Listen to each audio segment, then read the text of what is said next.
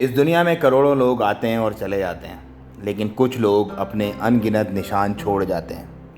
कुछ लोग जिन्हें देखते ही चेहरे पर मुस्कुराहटें बिखर जाती हैं। उन्हीं में से एक थे उमर शरीफ, जो अब हमारे बीच नहीं रहे।